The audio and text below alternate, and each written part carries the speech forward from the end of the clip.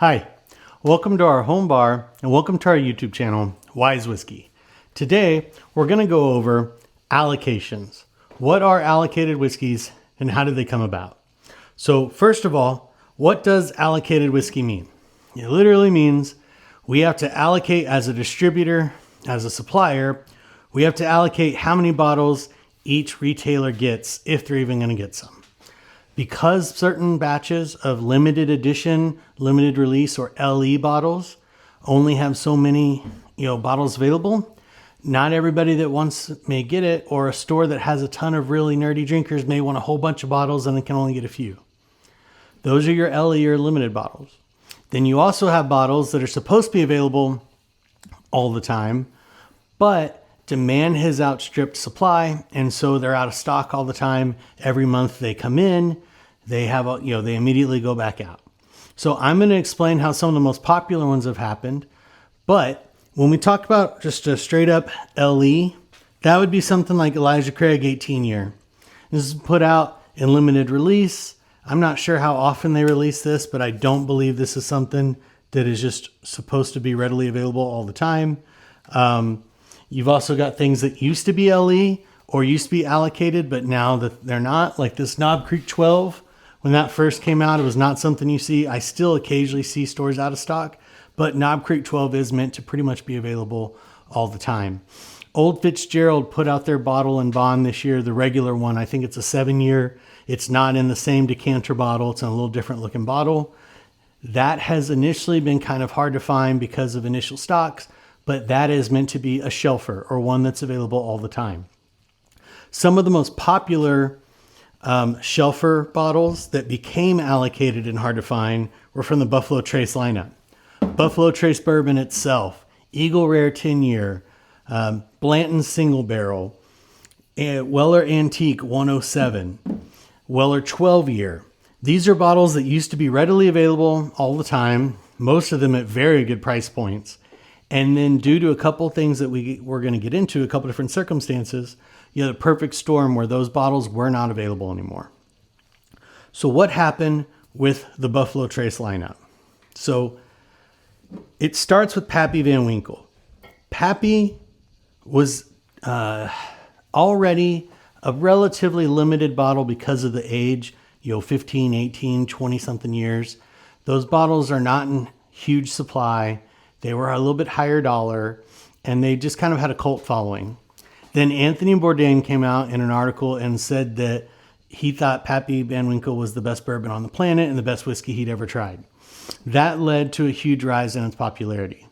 On top of that, YouTube, other social media platforms, and the coronavirus, the shutdown, led to a bunch of new people finding bourbon and really get into the idea of collecting bourbon and finding the unicorn bottles or the harder to get bottles. As those bottles got harder and harder to find, the prices skyrocketed on the secondary market, which would be the black market essentially, people selling it out of their house after they get it from a retailer. Once those prices started booming, people started trying to find alternatives. One of the alternatives was called Poor Man's Pappy. So Pappy Van Winkle is a wheated bourbon that's now made by Buffalo Trace. So people knew that the wheated bourbons made at Buffalo Trace were the same liquid. The Pappy barrels were just the ones selected by the Van Winkle family and the people at Sazerac and Buffalo Trace to become Pappy Van Winkle. However, if you got a really good bottle of Weller, it's possible that it could taste a lot like Pappy Van Winkle. Weller 12 year and Weller 107 combined higher proof and older wheated whiskey that when blended together could essentially give you a good chance, of getting a bottle that tasted like Pappy Van Winkle.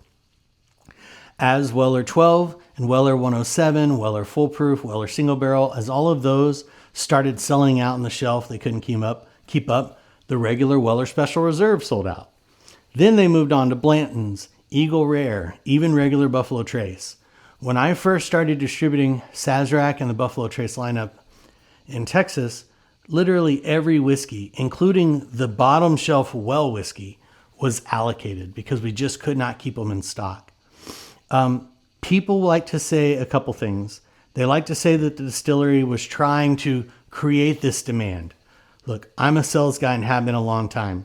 As someone who worked at the brewery supplier level, which would be in this case Buffalo Trace Distillery, or as someone who worked for a distributor, on both sides of that, you're paid on how much you sell.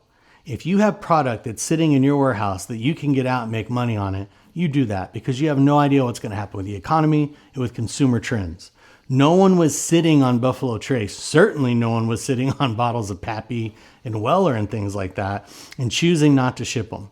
They could not keep up with demand. And here's another reason why. Think about how old these bottles are. Weller 12 is 12-year-old bourbon.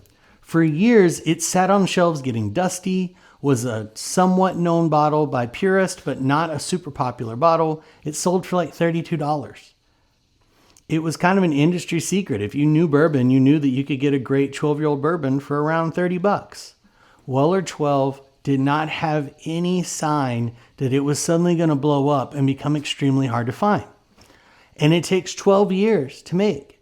So someone would have had to have a crystal ball and known 12 years in advance, I have a feeling my whiskey is going to blow up on social media platform that may not even exist today.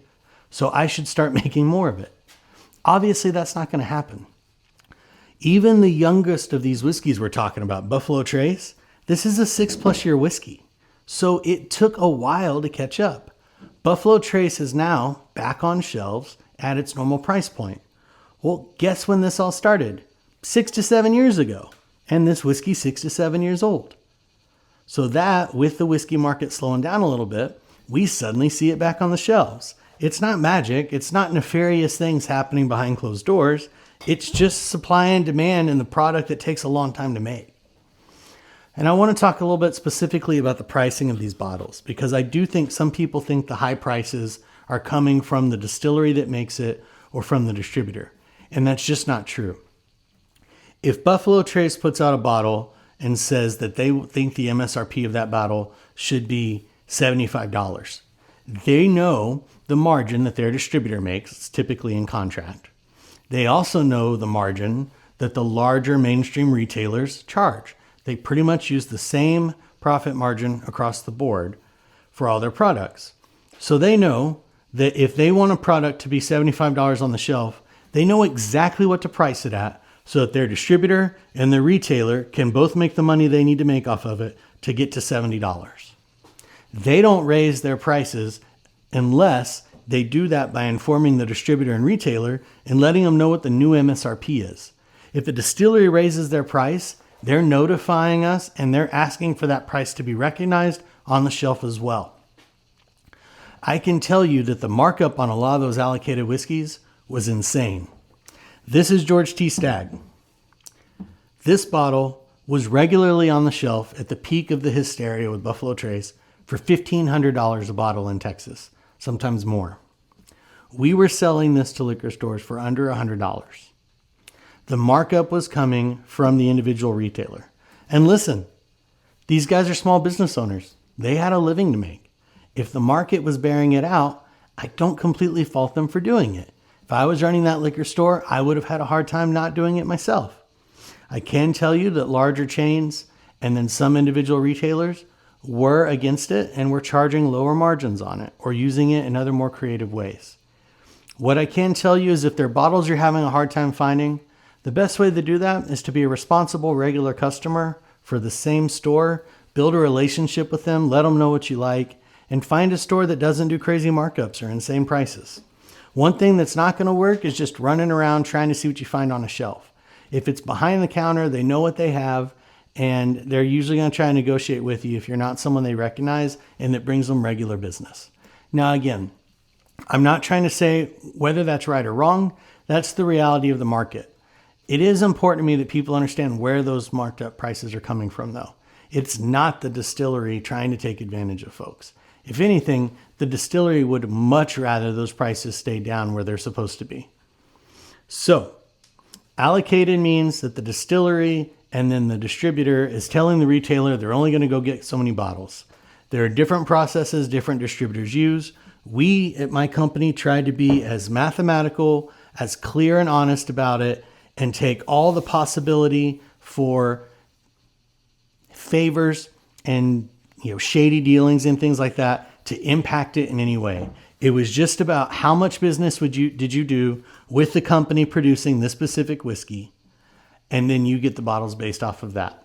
Now, we could work with you to try to grow your business within that portfolio, but at the end of the day, that was always what determined it. We didn't cherry pick. We didn't take bottles from one person to give them to another. Most distributors across the country operate the same way. I can't speak for all of them, but most of them do. When it comes to your LE bottles, there are great websites out there like Breaking Bourbon that tell you when things are coming, what the MSRP is supposed to be, what the expectation is for that. A lot of the YouTube channels update people and let people know. Currently, I don't have a plan for us to really focus a lot on allocated bottles or on new releases all the time. I'm focused more on getting people into whiskey, learning about it, and being more confident with it. If this video has been interesting and you have any other questions about allocated whiskeys or how this part of the industry works, please leave a question in the comments. I'd love to get back to you on that. If there are other topics you would like to hear about, please leave that in the comment as well. Would love ideas for videos in the future. If you want to support the channel and like what we've done so far with our first couple videos, please like this video and subscribe to the channel. It's the best way to support us. And as always, I ask that you drink responsibly, drink respectfully, and most of all, have fun doing it. Thank you and have a great day. Cheers.